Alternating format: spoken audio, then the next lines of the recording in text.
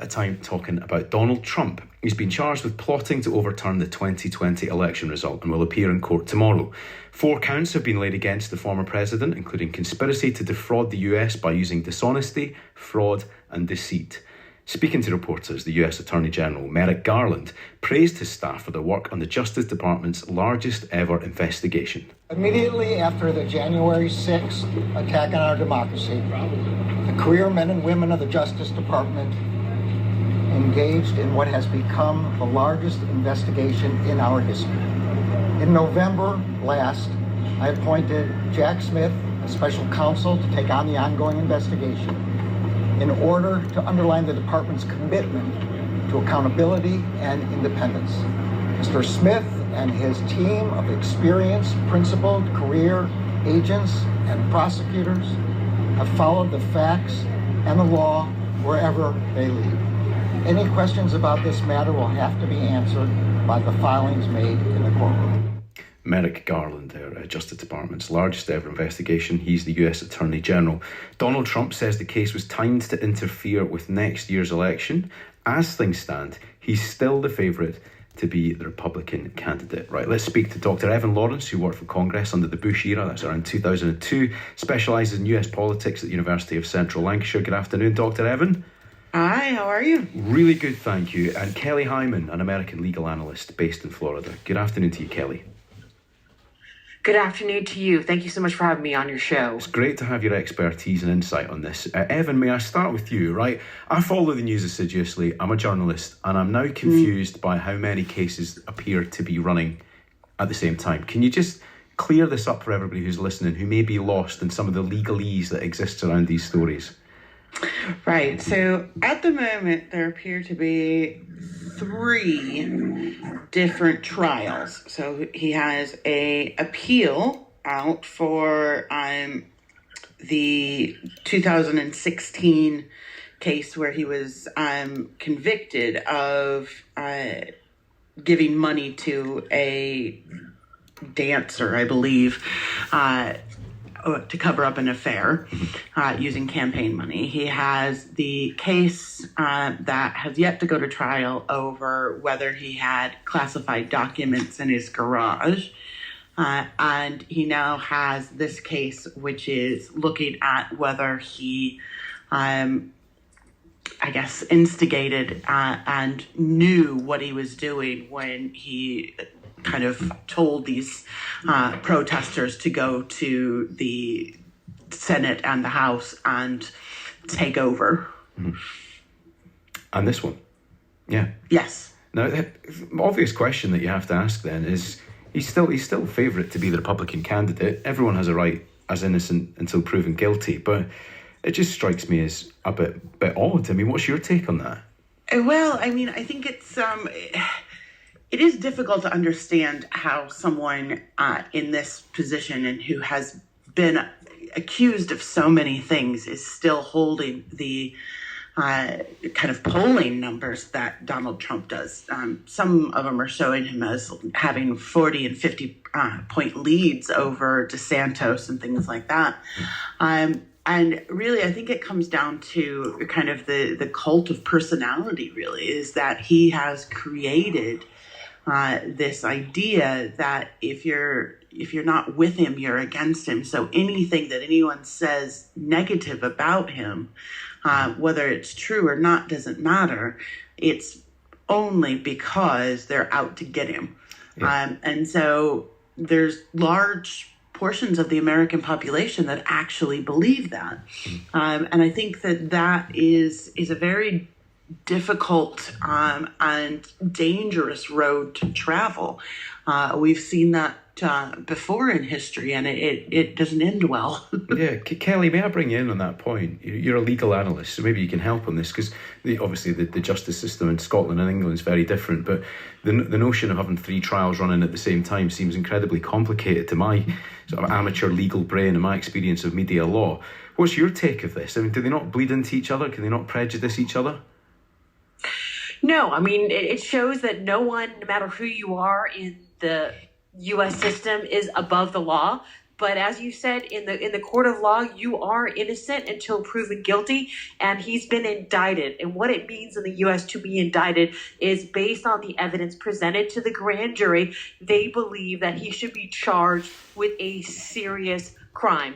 It'll be interesting to see of whether his attorneys, as you said, the different trials going on, push to have all these trials after the 2024 election, which I'm assuming that they will do, because there also is a question, if he is in fact elected in the U.S., that a sitting president can pardon someone for federal crimes, not state crimes. However, we've never had a history of sitting president where he pardons himself. Yeah. Can you give us a sense of the severity of the allegations? Because it sounds very grand to us over here, to defraud the US by using dishonesty, fraud, and deceit. That's an incredibly serious allegation. Yes, there's absolutely, these are serious allegations. But as I said before, in our court of law, you are innocent until proven guilty. So the Justice Department has to prove each element of their crime. But the indictment is a roadmap, so to speak, what lays out the Department of Justice case. So we'll have to see how that plays out in the court of law, whether it goes to trial before the elections or after the elections. Dr. Lawrence, may I ask you, does this shape the election, this particular trial? Or do you think it actually emboldens him with his Trumpian politics? Well, I think this is something that we've never seen before. Traditional political kind of thought on it would say that, any kind of legal proceedings would generally detract from someone's ability to win an election. And we've seen that play out in the past with other candidates. With Trump, it seems to be the exact opposite. The more the legal system comes after him, the more fervent his supporters get. So we're really kind of in untested ground here as to what and where the line for the American population who support him is going to be. Would they accept a president who has been convicted of this? Would they, do we have a president in jail? All of these are questions that, 8 years ago, we could have never thought we would be discussing. Yet here we are now trying to figure out all of these really legal intricacies about what happens if our president is a felon, what happens if our president is in jail, and how we deal with that and what level the American people are willing to accept is really unknown at this point. Yeah. And Kelly, let's be clear about that. What is the punishment that would be served for a crime as serious as this? Each one of them has different years in jail based on the crime itself. But these are serious crimes with potential long time in jail. Yeah. Dr. Lawrence, I'd like to ask you what this says about the USA on the global scale. What do you think people make of this continued sort of legal pursuit of Donald Trump? Well, I think there's kind of two viewpoints. I think people are, one, internationally getting tired of hearing about it. I mean, it just continues and goes on and on and on, and it never seems to end. Second, people internationally are wondering why Americans are still supporting Trump and what's going on, and why do the Republicans feel that he should be the front runner and should be the Republican candidate for president again, is all a bit of a mystery to most of the rest of the world. I think the other kind of area of thought that we get into is that this is quite a common thing that we're seeing throughout the world at the moment. These kind of nationalist and identity politics that are going on throughout the world, where we have kind of authoritarian leaders and blatant and overt racism in government. We have all of these kind of really big societal issues that are playing out not just in America, but also here in the UK. You see them in Germany and the Ukraine and Russia. And all of these kind of things are playing into a bigger picture of kind of the global political situation that Trump is being put into, or is playing into, of this kind of idea of racism and the idea of kind of America first and his emphasis on immigration and border control. We've seen that with other groups. We've seen that in Russia with Putin and his ideas about kind of how his society is structured. We've seen that in other kind of authoritarian regimes in Europe as well. So it's a really interesting time to kind of be studying these big global political trends.